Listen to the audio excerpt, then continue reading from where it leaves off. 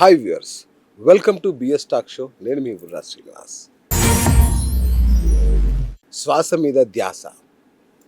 బ్రహ్మర్షి పత్రిజీ, సుభాష్ పత్రిజీ ఈ ప్రపంచానికి అందించిన అతి గొప్ప మంత్రం. ఉరుకుల పరుగుల జీవితం, నిత్యం ఒత్తిడి.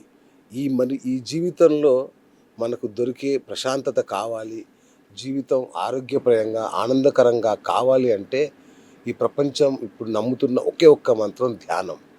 మరి ఆ ధ్యానాన్ని పిరమిడ్ సొసైటీల ద్వారా పత్రిజీ ప్రపంచవ్యాప్తం ఎలా చేశారో మనం చూసాం. ఎంతో విస్తృతంగా అద్భుతంగా జరుగుతున్నాయి. అలాగే ధ్యాన మహాయజ్ఞాలు ప్రపంచవ్యాప్తంగా జరుగుతున్నాయి.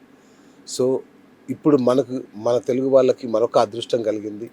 తిరుపతిలో ఆగస్టు 22 నుంచి 28 దాకా ప్రపంచ ధ్యాన మహాయజ్ఞం జరగబోతోంది. అది పిఎంసి ట్రస్ట్ ఆధ్వర్యంలో జరగబోతున్న రెండో యజ్ఞం ఇది. గతంలో అద్భుతంగా జరిగింది పోయిన సంవత్సరం, ఇప్పుడు కూడా మరింత అద్భుతంగా జరగబోతుంది. మరి దాని ఏర్పాట్లు ఎలా ఉన్నాయి, దాన్ని ఏం చేస్తున్నారు, దీన్ని ఎంతమంది వస్తున్నారు, దేశ విదేశాల నుంచి ఎలా వస్తున్నారు, అక్కడ ఏర్పాట్లు ఎలా ఉండబోతున్నాయి, ఎవరు రావాలి ఎవరు రాకూడదు, ఇలాంటి అనేక విషయాలు వాళ్ళ మనతో పంచుకోవడానికి పిఎంసి ట్రస్ట్ చైర్మన్, అలాగే ఈ యొక్క రెండో ప్రపంచ ధ్యాన మహాయజ్ఞ నిర్వాహక కమిటీ చైర్మన్ బ్రహ్మర్షి జక్కా రాఘవరావు గారు ఇవాళ మన స్టూడియోలో ఉన్నారు. మరి వారిని అడిగి ఈ యజ్ఞంలో ఎలా పాల్గొనాలి, ఎందుకు పాల్గొనాలి తెలుసుకుందాం. నమస్తే అండి. నమస్తే. ఎలా ఉన్నారు సార్? Fine, wonderful. పోయినసారి మనం ఇదే సంవత్సరం ఇదే సమయంలో బహుశా అనుకుంటాం, అవును, ప్రపంచ మొదటి ధ్యాన యజ్ఞాన్ని అద్భుతంగా ఇంటర్వ్యూ చేశాం మనం. అవును, ఎలా జరిగింది సార్ అప్పుడు? Grand success. అవునా? అంటే పిఎంసీ నిర్వహణలో జరుగుతున్న ఫస్ట్ యజ్ఞం లాస్ట్ ఇయర్ కరెక్ట్. ఫస్ట్ యజ్ఞం. అవును, కొంత ఎక్స్పీరియన్స్ గెయిన్ చేసాం కాబట్టి ఈ సంవత్సరం రెండో సంవత్సరం రెండో యజ్ఞం అయింది. ఓకే. అది గతంలో ఏదైనా చిన్న పొరపాట్లు ఉన్నా అవన్నీ రెక్టిఫై చేసుకుని ఇంకా సక్సెస్లో ఒక అడుగు ముందుకు వేయటానికి ఓకే మంచి ప్లాట్ఫామ్. వండర్ఫుల్. సో ఎందుకు పాల్గొనాలి సార్ ఈ ధ్యాన మహాయజ్ఞంలో? బేసిక్ ప్రశ్న. అంటే మన అనాదిగా చూడండి, అది త్రేతాయుగమా ద్వాపర యుగమా అనేది లెక్కేసి ఇది కలియుగం కదా. యజ్ఞాలు దేనికంటే, యజ్ఞము అని అంటేనే లోక కళ్యాణానికి దారి తీస్తాయి. కాబట్టి ఎవరైనా చేయొచ్చు యజ్ఞం అనేటటువంటి, అయితే లోక కళ్యాణం అది. సో ఈ రెండో ధ్యాన మహాయజ్ఞం ఎలా ఉండబోతుంది? ఇంకేమైనా కొత్త అంశాలను చేర్చారా? ఎట్లా ఉండబోతుంది? చేస్తామండి. కొత్త అంశాలు కూడా కొన్ని వస్తాయి దీనిలోకి. ఎందుకనంటే ఇప్పుడు అంతకుముందు మనం ధ్యాన మహాయజ్ఞాలు 99లో మొదలైనవి. మనకి పత్రికారి ఆధ్వర్యంలో 99లో మొదలుపెట్టిన ధ్యాన మహాయజ్ఞాలు అప్పటికి లాస్ట్ ఇయర్ వరకు కూడా ప్రతి సంవత్సరం జరిగే ధ్యాన మహాయజ్ఞంలో రోజు 3 గంటలు అఖండ ధ్యానం చేసేవాడు. 3 గంటలు ఏకదాటిగా అన్ని వేల మందితోటి.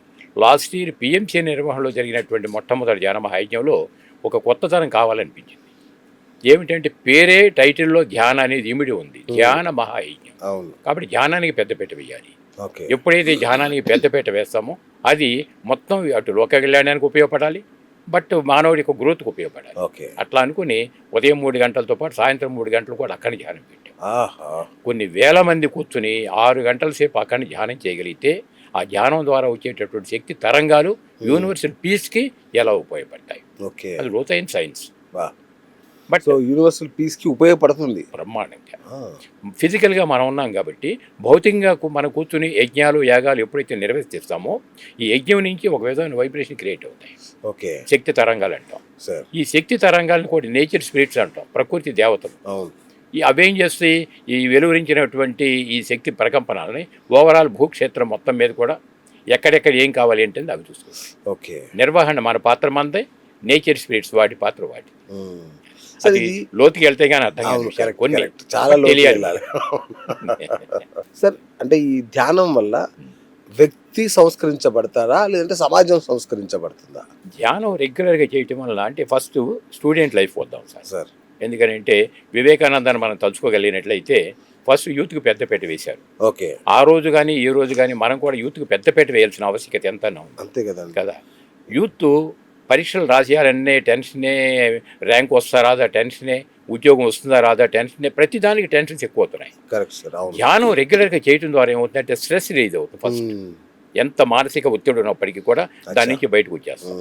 స్ట్రెస్ ఎప్పుడైతే రిలీజ్ అవుతుందో వర్క్ ఎఫిషియన్సీ ఇంప్రూవ్ అవుతుంది. పని నైపుణ్యం పెరిగితే రిజల్ట్ పెరకేమవుతుంది? నిజంగా చాలా మంది ఏమనుకుంటారు సార్, గురూజీ ధ్యానం అంటే ముసలోళ్ళు అయ్యాక చేసుకునేది అనే దానిలోనే ఉంటారు అందరు. అది సామాజిక పరమైన ఒరవడే తప్ప యథార్థం అది కాదు.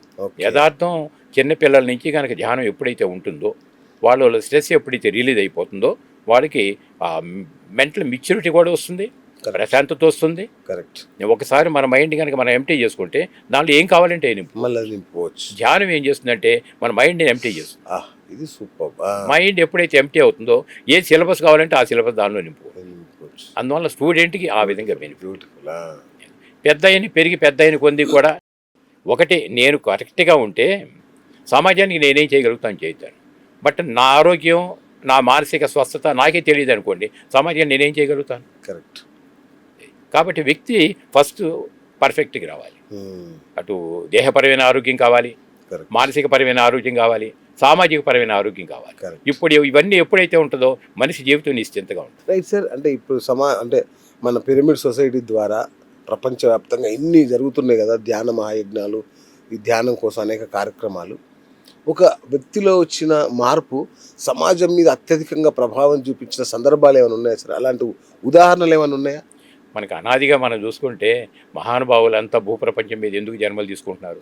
ఆది శంకరాచార్య కావచ్చు, జీసస్ కావచ్చు, బుద్ధుడు కావచ్చు, కృష్ణ కావచ్చు, వీళ్ళంతా ఎందుకు జన్మ తీసుకున్నారంటే దేశ కాలమాన పరిస్థితుల్లో ఎప్పటికీ ఏ జ్ఞానాన్ని ఏ విధంగా అందించాలి అనేది మహానుభావులకి ఆ ప్రకారంగా వాళ్ళ పర్పస్ ఆఫ్ లైఫ్ ఫుల్ఫిల్ చేసుకోవటానికి వాళ్ళు భూప్రపంచం మీదకి వస్తారు.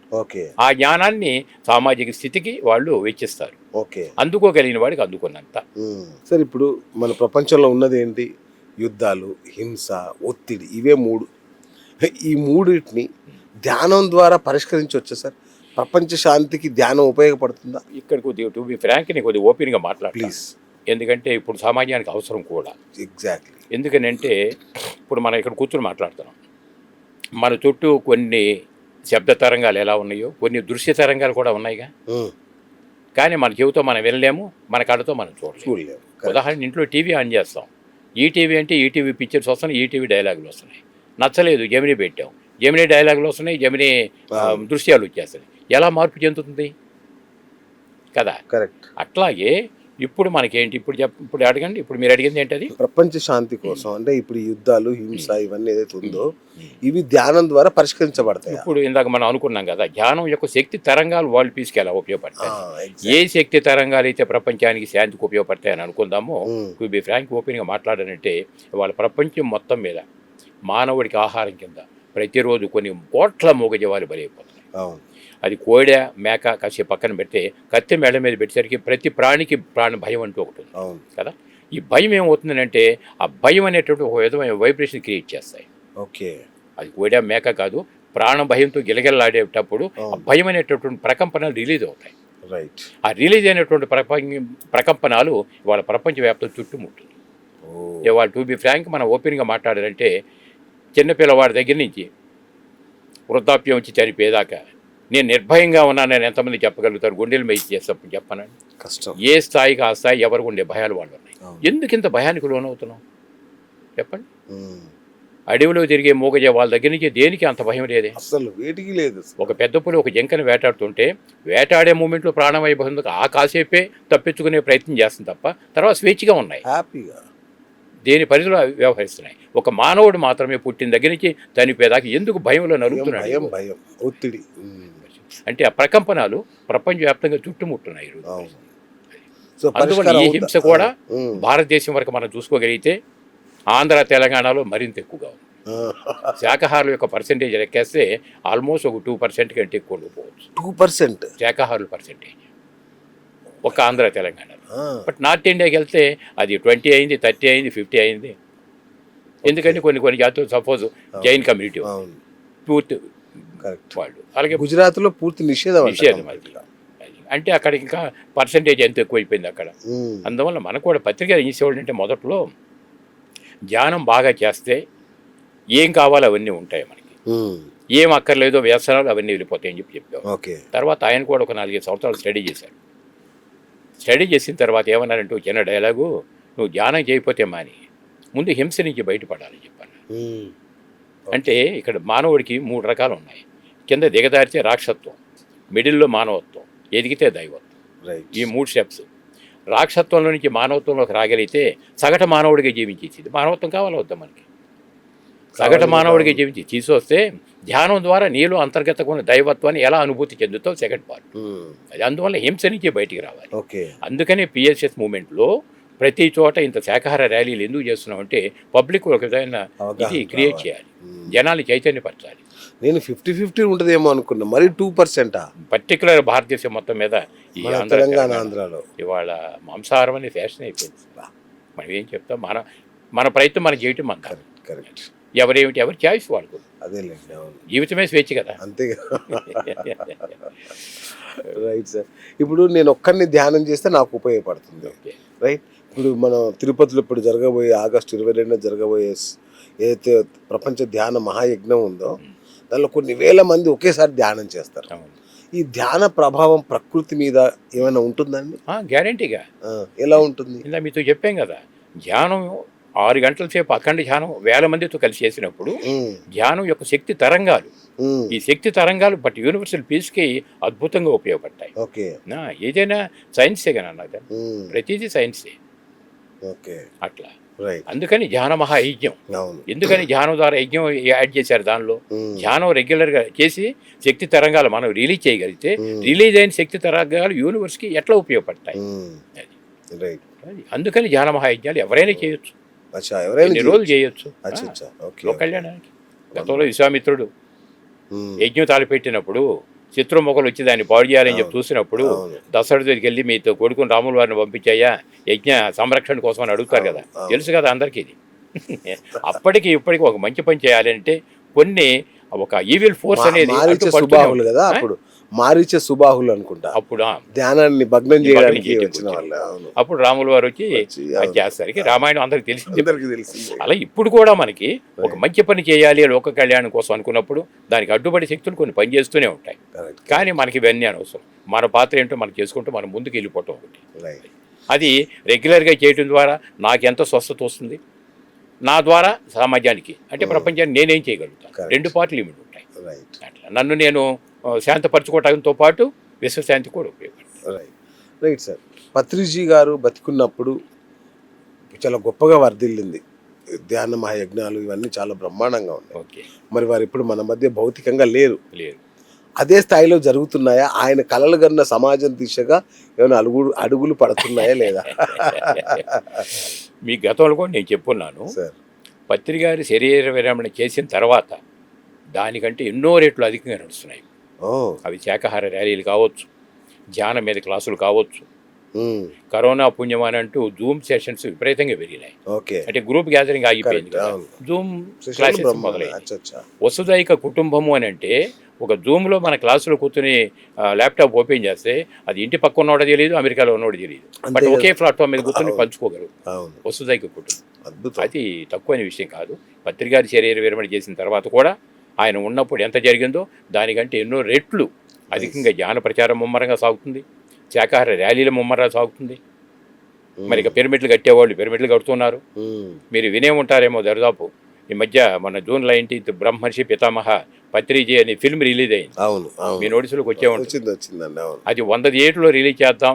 ఒక డాక్యుమెంటరీ ఫిల్మ్ సహజంగా మనం ఒక ½ అవర్ 1 అవర్ అంటాం, అలాంటిది 2.5 hours డాక్యుమెంటరీ ఫిల్మ్ 100 థియేటర్లో చేయటం అని అంటే గొప్ప ఏమో అని చెప్పి అనుకున్న పరిస్థితుల్లో ఎట్టస్టేజ్ 250 థియేటర్ల పైన 1,00,000 మందిని కూర్చొని ధ్యానం చేయించగలిగారు, సినిమా చూపించగలిగారు. 1,00,000 మంది హాల్స్లో కూర్చొని చూడటానికి వెళ్ళినప్పుడు ఫస్ట్ 10 నిమిషాలు కళ్ళు మూసుకొని అందరం ధ్యానం చేద్దామని అన్ని థియేటర్లో మొదలుపెట్టారు. ఎట్టస్టేజ్ అది మార్నింగ్ 8 to 10:30 టైమింగ్. 8 గంటలకి అన్ని థియేటర్లో జనం నిండిపోయిన తర్వాత 10 నిమిషాలు అన్ని చోట్ల ధ్యానం చేయగలిగితే బట్ ఎంత వైబ్రేషన్ క్రియేట్ అవుతుంది. తర్వాత ఫిల్మ్ అద్భుతంగా సక్సెస్ అయింది, గ్రాండ్ సక్సెస్ అయింది. అయితే అది కొంత పార్ట్ పత్రికారు స్థాపించిన దగ్గర నుంచి దాదాపుగా 97-98 వరకు ఫస్ట్ పార్ట్ తీశారు ఈ డాక్యుమెంటరీ. ఇది మరి అంతమందిని ప్రభావితం చేయగలిగింది. వాళ్ళ ధ్యానంలోకి వచ్చే వాళ్ళ సంఖ్య గతం కంటే ఇప్పుడు పిఎంసి ఛానల్లో చూసి ధ్యానం నేర్చుకుని వచ్చేవాళ్ళు 50-60% పైన. వాళ్ళందరికీ ఫిలిం చూడటం ద్వారా ఎంతో ప్రభావితులయ్యారు. అద్భుతమైన వర్క్. ఫస్ట్ పార్ట్ అయిపోయింది 97-98కి. ఇప్పుడు సెకండ్ పార్ట్లోకి రావాలి. పత్రికారు కోరి ప్రపంచవ్యాప్తం కావాలన్నారు.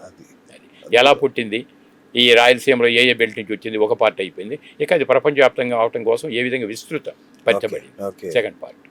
ఆ టీం అంతా ఎక్సలెంట్ టీం. సూపర్. గురూజీ, మామూలుగా ధ్యానం అంటే నాకు తెలుసు. ఈ పిరమిడ్ ధ్యానం అనేది ఏంటి? పిరమిడ్ ధ్యానం ద్వారా ప్రత్యేకంగా ఉండగూరే శక్తులు ఏంటి? ఏం లేదు, పిరమిడ్ అనేది just pure science, already proved science. Okay, అది లాస్ట్ టైం కూడా మనం అనుకున్నాం. రైట్. ఓ భూతద్దం కింద పేపర్ పెట్టి సూర్యుడు అన్ని చోట్ల ఉన్న భూతద్దం కింద ఉన్న పేపర్ మాత్రం ఎందుకు కాస్తుందంటే భూతద్దం పరిమాణంలో ఉన్న సూర్యకిరణాలు ఏకీకృతం అవుతాయి, అవును, హీట్ మల్టిప్లై అవుతుంది, పేపర్ కాదు. ఓకే. జస్ట్ లైక్ మానవుడు జీవించేది కూడా ఓకే. ఆక్సిజన్ ద్వారా మనం బతుకుతున్నాం అని చెప్పి అనుకుంటాం. కానీ ఆక్సిజన్ కంటే మించిన ప్రాణశక్తి ఇంకొంటుంది మనం తీసుకునేది. ఓకే. విశ్వమయ ప్రాణశక్తి అని చెప్పటం కాస్మిక్ ఇదేం చెప్పేసి అదేమవుతుందంటే పరిస్థితి పిరమిడ్లో 3 రెట్లు మల్టిప్లై అవుతుంది. అచ్చా అచ్చా అచ్చా. అందుకని చేసే ధ్యానం పిరమిడ్లో కూర్చొని చేయగలిగితే తక్కువ టైంలో ఎక్కువ శక్తి తీసుకుంటాం. Okay okay. అది ఈజిప్ట్లో ఉన్న గీతా పిరమిడ్ నుంచి స్టార్ట్ అయినప్పటికీ పుకార్లు మానవుడి యొక్క ఆలోచన విధానాలు ఎలా ఉన్నప్పటికీ ఫ్యాక్ట్ మనం మాట్లాడుకోవాలంటే మాత్రం రైట్. అది బట్ ఎనర్జీని ఎక్కువ స్టోర్ చేసి మనకు ఉపయోగపడుతుంది. రైట్. అందరూ వాడుకోవచ్చు దాన్ని. రైట్. అలానే పిరమిడ్ లేకుండా ధ్యానం చేయకూడదని కాదు, ఎక్కడైనా చేయొచ్చు, చేసుకోవచ్చు. కానీ- బట్ అందులో కూర్చుంటే తొందరగా మనకి Right. ఇంప్రూవ్మెంట్ కనుక ఇంటర్వ్యూ మొదట్లోనే మీరు ఒక మాట అన్నారు, ఇది విద్యార్థులకు చేరాలి అని, మెయిన్గా. రైట్. అలాంటప్పుడు దీన్ని విద్యా వ్యవస్థలో ఒక భాగం ఎందుకు చేయకూడదు? ఇప్పుడు ఆ ఆల్మోస్ట్ దిశగా ఏమైనా అడుగులు పడుతున్నాయా? బాగా పడుతున్నాయి. ఈ ఓవరాల్ మా పిఎస్ఎస్ మూమెంట్లో ఎన్నో రకాలైన విభాగాలు ఉన్నాయి. Okay. శాఖాహార ర్యాలీలు చేసేవాళ్ళు ర్యాలీ చేస్తున్నారు, జూమ్ క్లాసులు చేసేవాళ్ళు ధ్యానం క్లాసులు నడుస్తున్నాయి, పిరమిడ్లు కట్టేవాళ్ళు పిరమిడ్లు కడుతున్నారు. ఇప్పుడు ఆ ఫిల్మ్ అనేది ఫిల్మ్ తీసే వెంకట్ అనే టీం వాళ్ళంతా ఫిల్మ్ తీశారు. ఎట్లా అయితే ఉన్నాయో స్టూడెంట్స్ కమ్యూనిటీని కూడా ఇంప్రూవ్ చేయడం కోసం ఏమిటనే దానికి పయమ అనేది ఒక వింగ్ ఉంది. ఓ, pyramid young masters association start అయింది. అది అచ్చా. చిన్న చిన్న మార్పులు చేర్పులు ఉన్నాయి. ఇక రాబోయే రోజులు యూత్కి పెద్దపీట వేయాల్సిన ఆవశ్యకత ఎంతైనా ఉంది. Gen Z ఎందుకు batch వేయాలి ని- అంటే ఈ పిల్లలు పెరిగితేనే సమాజానికి ఉపయోగపడతారు. కరెక్ట్. అందువలన రేపు జరిగేటటువంటి పిఎంసీ నిర్వహణలో జరిగే 2వ ధ్యాన మహాయజ్ఞంలో యూత్కి పెద్దపీట వేయబోతుంది. వేస్తున్నారా? ఒకరోజు మొత్తం వాళ్ళకే కేటాయిద్దాం అనుకుంటున్నాం. ఓహో. యూత్కి పెద్దపీట. ఎందుకంటే వాళ్ళ ఈ జెన్జీ బ్యాచ్ని సోషల్ మీడియా నుంచి బయటికి తీసుకొచ్చి వాళ్ళని దీని వైపు అట్రాక్ట్ చేయించడం అనేది నిజంగా ఒక యజ్ఞం. ఆల్మోస్ట్ ఏపీలో స్టేట్ గవర్నమెంట్ దగ్గర నుంచి ఒక ఇది రిలీజ్ అయిపోయింది, ఒక పర్మిషన్ రిలీజ్ అయిపోయింది జస్ట్ రీసెంట్గా స్టేట్ గవర్నమెంట్ నుంచి. రాబోయేటటువంటి రోజుల్లో ప్రతి స్కూల్లో మొత్తం ఒక పీరియడ్ దీని కింద కేటాయించాలి. అది ఫిజికల్ హెల్త్, అది మెంటల్ హెల్త్, ఏ విధంగా స్టూడెంట్ నుంచి ఇది కావాలి కాబట్టి ధ్యానానికి పెద్దపీట వేయడం జరిగింది. స్టేట్ గవర్నమెంట్ నుంచి ఒక ఇది కూడా రిలీజ్ అయిపోయింది. బహుశా మీ దాకా వచ్చే ఉంటుంది అనుకుంటున్నాను. త్వరలో అందరికీ దాన్ని అడ్డం పెట్టుకు మనకి ప్రతి స్కూలు ప్రతి కాలేజీకి వెళ్ళిపోయి పిల్లలందరికీ కూడా ధ్యానం యొక్క ఆవశ్యకత చెప్పగలిగితే వాళ్ళు రోజు 10 నిమిషాలు పావుగంట చాలు బ్రహ్మాండం చేస్తే అద్భుతంగా పిల్లల్లో నైపుణ్యత పెరుగుతుంది. సూపర్. వాళ్ళకి ఉపయోగపడుతుంది. రైట్. ఇంకొక జనరల్ అజంప్షన్ ఒకటి ఉంది సార్, దీన్ని ఫలానా మతం వాళ్ళే చేయాలి అట్లా ఏమీ ఏమైనా లేదు. ఉందా? భూప్రపంచంలో మానవుడిగా జన్మ తీసుకున్న తర్వాత నువ్వు అమెరికాలో ఉన్నావా, జపాన్లో ఉన్నావా, ఇండియాలో ఉన్నావా అంటే ప్రతిదీ మానవత్వమే కదా. అవును. ఆహారపు అలవాట్లు, ఆచార వ్యవహారాలు ఒక్కొక్క ఏరియాలో ఒక్కొక్క రకంగా ఉంటాయి. కరెక్ట్. దీన్ని హిందువులకే ఏమీ హిందుత్వానికి లేదు. అట్లా ఏం పరిమితం లేదు. ఒక మాట చెప్తాను మీకు, అంటే నాకు తెలిసిన నాలెడ్జ్, ఒక జీసస్ వచ్చాడు, కరుణ ప్రేమ తత్వాలు ప్రతీక వచ్చాడు. కరుణామయుడు అనే టైటిల్ జీసస్కి వస్తుంది. గొర్రెపిల్ల చంకలో పెట్టుకు మరి అవును నిన్ను నువ్వు ప్రేమించుకున్నట్టుగా నీ పొరుగువారిని ప్రేమించు అంటాడు. అవును. పొరుగువారు అని అంటే మనం ఇంటి పక్కన వాళ్ళని లెక్కేస్తాం. అంతే కదా, నేనైతే అలాగే అనుకున్నా.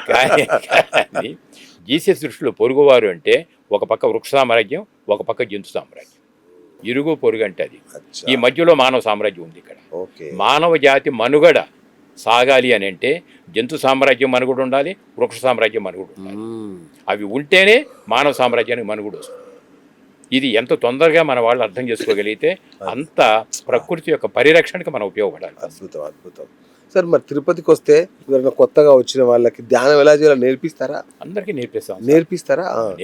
నేర్పించడం అంటే ధ్యానం తెలిసిన వాళ్ళు అందరూ వస్తారు.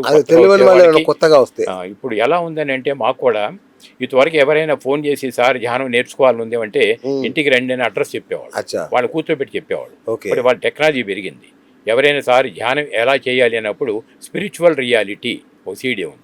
యూట్యూబ్లోకి వెళ్ళి స్పిరిచువల్ రియాలిటీ కొడితే ఆటోమేటిక్గా 1 అవర్ సీడీ. ఇక మన ఇంటి దాకా రాకల్లా వాళ్ళ ఇంట్లో కూర్చొని వాళ్ళే వింటే ధ్యానం ఎలా చేయాలి, ప్రాసెస్ ఎలా జరుగుతుంది మొత్తం కళ్ళ కట్టిన దానిలో ఉంది. ఇక ఎవరైనా వచ్చి మంచి సజ్జన సాంగత్యం కావాలి, మహానుభావుల సందేశాలు మేము వినాలి, ఎట్లా సార్ అని అంటే పిఎంసి ఛానల్ ఓపెన్ చేసుకోమ్మా, 24 అవర్స్ వస్తుంది, నీకు ఏం కావాలంటే అన్నీ ఉంటాయి. ఆహారంలో మార్పులు వస్తే ఎలా ఉంటుంది, శాకాహారిగా మారితే ఆరోగ్యం ఎలా వస్తుంది, డాక్టర్ల యొక్క సందేశాలు ఉంటాయి, పీఠాధిపతుల సందేశాలు ఉంటాయి. 24/7 పిఎంసి మన ఛానల్స్ ఉన్నాయి. తెలుగులో హైదరాబాద్ బేస్గా తెలుగు పిఎంసి ఉంది, ఢిల్లీ బేస్గా హిందీ పిఎంసి ఉన్నాయి. ఇవి రెండు కూడా శాటిలైట్ ఛానల్ స్థాయిలో వాటి పనులు వాటి చేస్తున్నాయి.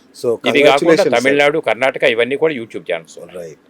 సో కంగ్రాచులేషన్స్, మీరు పిఎంసి ట్రస్ట్ చైర్మన్ గా బాధ్యతలు స్వీకరించారు. Thank you sir, thank you. మనకు పని చేసేవాడికి పదవితో పని ఏంటని అనుకుంటాం, కానీ కొన్ని సందర్భాల్లో తప్పదు. ఎందుకంటే మంచి నిర్ణయాలు కావాలంటే మంచి వ్యక్తులు కావాలి. సమాజం అంతా పదవిని బట్టి వాల్యూ ఇచ్చే పరిస్థితి. పదవిని బట్టి పరిస్థితులు మారుతాయి కదా సార్. మోడీ గారు ఉంటే ఒకలా ఉంటుంది లెక్క, మన్మోహన్ సింగ్ ఉంటే ఒకలా లెక్క ఉంటుంది కదా. కానీ ఇవాళ సామాజిక వికాసం ఎక్కడి నుంచి మొదలవుతుందంటే వ్యక్తి నుంచి మొదలవుతుంది కదా. వ్యక్తుల యొక్క కలయిక సమాజం అంటే సమాజం ఎక్కడి నుంచి రాలా, వ్యక్తుల మార్పే కదా సామాజిక మార్పుకు దారి తీసేది. కాబట్టి ధ్యానం ద్వారా ప్రతి వ్యక్తి హింస నుంచి బయటపడి తనలో ఉన్న దైవత్వాన్ని తెలుసుకునే స్థాయికి ఎప్పుడైతే ఎదుగుతాడో, మమాత్మ సర్వభూతాత్మ అంటాం కదా, వేదవాక్యాలు ఉన్నాయి కదా మనకి.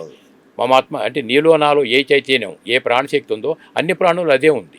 ఆ ఒక సత్యం నీకు అర్థమైతే ఒక దేశాలు ఇంకో దేశాల మీద యుద్ధాలు కానీ, ఈ ఆధిపత్య పోర్లు కానీ, ఇంకొక ప్రాణం కానీ ఏం ఉండవు. మీ ఇంట్లో మీరు హాయిగా ఉండాలి, నా ఇంట్లో నేను హాయిగా ఉండాలి. సూపర్. కాబట్టి మీ దేశంలో మీరు హాయిగా ఉంటే నా దేశంలో ఎవరి దేశాలు వాడికి ఉన్నాయి. ఎందుకు ఇంత ప్రతీకారాలు, ఆధిపత్యాలు ఎందుకు పెరుగుతున్నాయి ఇవనంటే ఆధిపత్య పోరు. ఎందుకనంటే సరిపడా జ్ఞానపరమైన అవగాహన లేక. జ్ఞానం అంటే ఆధ్యాత్మిక జ్ఞానం. కరెక్ట్. ఇప్పుడు భౌతిక పరంగా మనిషి టెక్నాలజీ పెరిగింది కాబట్టి చంద్రుడి దగ్గరికి వెళ్తున్నాడా, ఇంకోటి వెళ్తున్నాడా అన్నది అందరూ చూపిస్తున్నారు, కానీ తనలోకి తను వెళ్ళటం తెలియట్లే. అర్థమైందా? ఇప్పుడు నాకు అర్థమైనంత వరకు ప్రకృతి మొత్తం ఇవాళ ఎలా ఉందనంటే, ఒకటి స్టేటస్, రెండు డబ్బు. ఎవడి వెనకాల డబ్బు బాగా ఉంటే వాడి పెద్దోడి కింద ఎక్కేస్తున్నాం, ఎవడి పెద్ద పదవిలో ఉంటే వాడి పెద్దోడు అనుకున్నాం. ఇవి భౌతిక పరంగా నీకు సుఖాలను ఇవ్వచ్చు. ఏసీ రూమ్లు ఉంటాయి, పెద్ద పెద్ద బిల్డింగ్లు ఉండొచ్చు, అన్నీ ఉంటాయి, కానీ పట్టు పరుపులు ఉండొచ్చు, పడుకుంటే నిద్ర పడుతుందా? అది అంటే శాంతి సుఖం రెండు ఉన్నాయి సార్ ఇక్కడ. జ్ఞానపరమైన అవగాహన, జ్ఞాన సంపద పెరిగిన కొద్దీ జీవితం నిశ్చింతగా ఉంటుంది, శాంతంగా ఉంటాడు. తనంలో ఇన్నర్లో శాంతంగా ఉంటే బహిర్గతంగా శాంతిగా వ్యవహరిస్తాడు. ఇన్నర్లో ఘర్షణ మొదలైతే, ఆధిపత్యం మొదలైతే అది భౌతిక ప్రపంచంలో కూడా అదే దారి చేస్తారు. ఈ ఒక కాన్సెప్ట్ మనకు అర్థం కావాలి. Super sir. ఎక్కడ తెలుస్తుంది సార్ తిరుపతిలో? ఎప్పుడు ఎక్కడ? మహతి ఆడిటోరియం, టీటీడీ వాళ్ళ కంట్రోల్లోనే ఉంటుంది. విశ్వ హిందూ ధర్మ పరిషత్ వాళ్ళ కంట్రోల్లో నడుస్తుంటాయి అవన్నీ కూడా. అందువలన దానిలోనే జరుగుతాయి. కంప్లీట్ సెంట్రల్ ఏసీ హాల్ ఇది. ఓకే. ఉన్నంత వరకు లోపల పట్టినంత వరకు లోపల దాదాపు ఒక 2000 నుంచి 3000 లోపు లోపలే ఏర్పాట్లు అవుతుంటాయి. సెంట్రల్ ఏసీ కాబట్టి కుర్చీలోనే కాదు, మెట్ల దగ్గర నుంచి అన్నీ కూర్చోవచ్చు, జారీ చేసేది. అయితే ఎక్సెస్ అయినటువంటి జనానికి బయట వాటర్ ప్రూఫ్ టెంట్లు అన్నీ వేస్తాం, అన్ని చైర్స్ వేస్తాం, బయట ఎల్ఈడీలు పెట్టేస్తాం, సౌండ్ సిస్టమ్స్ పెట్టేస్తున్నాం. సూపర్. ఇన్ కేసు ఎండగా ఉంటే కూలర్స్ పెట్టేస్తాం. మొత్తం వచ్చిన వాడికి మ్యాక్సిమం కంఫర్ట్ ఇవ్వటం మా డ్యూటీ. బయట రాష్ట్రాల నుంచి వచ్చే వాళ్ళకి సార్ అందరికి ఎవరైనా రావచ్చు. అంటే వాళ్ళకి మతం లేదు, అతీతంగా ఉంటుంది. స్టే అంటే ఎక్కడ ఉండాలి? వాళ్ళకి అకామిడేషన్, ఫ్రీ అకామిడేషన్ కొన్ని వేల మందికి మేము ప్లాన్ చేస్తున్నాం. వచ్చిన వాళ్ళందరూ ఫ్రీ అకామిడేషన్. అలా కాదండి మేము కొంచెం కంఫర్ట్ కావాలి, మా అలవాట్లు మాకు ఉన్నప్పుడు హోటల్స్ ఎన్నో ఉన్నాయి, డార్మెంట్స్ ఎన్నో ఉన్నాయి, ఎవరికి వాళ్ళు బుక్ చేసుకోవచ్చు. కాకపోతే కొన్ని ఫోన్ నెంబర్లు కూడా మేము వాట్సాప్ ద్వారా పంపిస్తున్నాం. అడిగితే 1 వీక్ సరిపడా పెయిడ్ అకామిడేషన్ కొన్ని ఉంటాయి. బట్ ఫ్రీ అనేది అందరికీ ఉంటుంది. అయితే ఎన్ని వేల మంది వచ్చినప్పటికీ కూడా అన్నదానం, జ్ఞానదానం రెండు నడుస్తున్నాయి సార్. ఉచిత వసతి, ఉచిత భోజనం. యజ్ఞంలో మహానుభావులు ఇచ్చే సందేశాలు ఎలా తీసుకుంటారు కాబట్టి అటు జ్ఞానం వస్తుంది. బట్ లోక కళ్యాణం కోసం నేను కూడా భాగస్వామిని అయ్యా, తృప్తి కలుగుతుంది. యజ్ఞం అంటే ఏమిటనేటటువంటి అవగాహన పెరుగుతుంది. ఒకటని కాదు సార్, అద్భుతాలు. యజ్ఞంలో పార్టిసిపేట్ చేయడం అంటే అది ఎన్ని కోణాల నుంచి లాభం మనకి చెప్పలేము, అన్ని కోణాల నుంచి లాభాలు ఉన్నాయి. సో చదువుకున్న వాళ్ళకి, పెద్ద పెద్ద వాళ్ళకి దీని మీద మంచి అవగాహన ఉంటుంది సార్. ఉంటుంది. అయితే సామాన్యులు కూడా నేను చూసా, పోయినసారి మన ఇక్కడ కర్తాల్లో జరిగినప్పుడు నేను వచ్చాను. ఓకే. ఆ జన సముద్రం చూసి నేను ఆశ్చర్యపోయా. ఏంటి ధ్యానం మీద ఇంత మందిలో ఇంత అవగాహన అని. నిజంగా అద్భుతంగా జరిగింది మొన్న అక్కడ కూడా. సో ఈ సామాన్యుల జీవితాల్లో ఏం మార్పు వస్తుంది సార్? వీళ్ళందరూ వస్తున్నారు కదా, ఊర్ల నుంచి పోలోమని వచ్చేస్తున్నారు. నిజంగా అవగాహనతో వస్తున్నారా ఎట్లా వీళ్ళు? అంటే భారతదేశంలో ఉన్నటువంటి ఆధ్యాత్మిక సంస్థల్లో అది ఆర్ట్ ఆఫ్ లివింగ్, ఇస్కాన్, ఇంకోటి అనేక రకాలు ఉన్నాయి. ఇప్పుడు ఇవన్నీ కూడా సెంట్రలైజ్గా ఉన్నాయి సార్. ఓకే. బట్ పత్రికారు ఇక్కడికి వచ్చి మొత్తం డీసెంట్రలైజ్ పాలసీ పెట్టారు. ఆయన ఒకటే చెప్తారు, ఐఎమ్ ఏ స్పిరిచువల్ సైంటిస్ట్, ఒక ఆధ్యాత్మిక శాస్త్రవేత్తగానే ఉన్నాను. ఎందుకని నా ఫోకస్ ఎఫెక్ట్ పెట్టే కాబట్టి ఆ స్థాయికి నేను ఎదిగాను. అదే ఫోకస్ ఎఫెక్ట్ పెడితే ఎవరైనా ఆ స్థాయికి ఎదుగుతారు. ఓకే. అందువల్ల కార్పొరేట్ సెక్టర్ నుంచి అందరూ వస్తున్నారు, కానీ మనం అలాగ అట్టడుగున్నటువంటి మానవుడికి న్యాయం చేయాలి. అందువల్ల ధ్యాన గ్రామీణం అనే ప్రాజెక్టులు పెట్టుకుంటూ గ్రామాల్లో అట్టడుగున్నటువంటి వాళ్ళందరూ కూడా దగ్గరికి వేసుకుంటూ ఆహారంలో మార్పు ఎలా కావాలి, ఆ ధ్యానం ద్వారా నీకు ఏ విధమైన లబ్ధి పొందుతావు అనేవి ఎక్కువ ఫోకస్ అంతా మేము లో మిడిల్ మీద పెట్టాం. అందువల్ల ఇటు పక్కన చూస్తున్నాం. డబ్బున్నోళ్ళకి ఎలా చేస్తారు, లేని వాడి సంగతి ఏంటి, వాళ్ళు కూడా మనం న్యాయం చేయాలి. మెయిన్ కాన్సెప్ట్ అది. సో చాలా బృహత్తర కార్యక్రమం టేకప్ చేశారు సార్, చాలా పెద్ద యజ్ఞం. సో మునుపటి కన్నా నాకు తెలిసి ఈసారి ఇంకా గొప్పగా జరుగుతుంది. ఈ యజ్ఞం ద్వారా ప్రపంచానికి మనం ఇస్తున్న సందేశం ఏంటి సార్ ఓవరాల్గా? ప్రతి వ్యక్తి రాక్షసత్వం నుంచి మానవత్వానికి రావాలంటే హింస ప్రవర్తించి బయటికి రావాలి సార్. రైట్. ఆహార విషయంలో పూర్తిగా మార్పు వచ్చింది, అప్పుడు మానవత్వం కనీసం మేలుకొల్పబడుతుంది. ఓకే. ఇంకొక జీవిని చంపడం అనేది హింసే కదా, అంతే కదా. దాని నుంచి బయటికి రావాలి. అనాదిగా బుద్ధుడు చెప్పింది కూడా ధర్మాలన్నింటిలో మొట్టమొదటి ధర్మం అహింస అని చెప్పబడింది. మనకి ఎప్పుడు అర్థమవుతాయి ఇవన్నీ కదా. ధర్మాన్ని మనం కాపాడితే మన ద్వారా కాపాడబడిన ధర్మమే మనల్ని కాపాడు. కరెక్ట్ కదా. ఈ విధంగా వస్తుంది. తర్వాత ఏమడిగారు ఇప్పుడు? అదే దీని ద్వారా ప్రపంచానికి మనం ఇస్తున్న సందేశం ఏమిటంటే ఇది, ప్రతి వ్యక్తి ముందు రాక్షసత్వం నుంచి మానవత్వం రావాలంటే శాఖారిగా మారాలి. అక్కడి నుంచి సాధన ద్వారా ఏమవుతుందంటే తనలోకి తాను వెళ్ళగలిగితే మనలో అంతర్గతంగా దైవత్వం ఏంటంటే మనం తీసుకోవటానికి అనుభూతి చెందాలి. సూపర్. ధ్యానం అనేది థియరీ కాదు సార్, 100% ప్రాక్టికల్. ప్రతిదీ అనుభూతి చెందాలి. అనుభూతి ఎప్పుడైతే చెందుతావు అంతర్గత పరివర్తన వస్తుంది. అంతర్గత పరివర్తన జరిగినప్పుడు అది నువ్వు అయిపోతావు. ఇంతవరకు నేను దేహాన్ని అనే భ్రమలో మనం ఉన్నాం, కానీ నిజానికి మనం దేహం కాదు, అందులో అంతర్గతమైన ఆత్మ.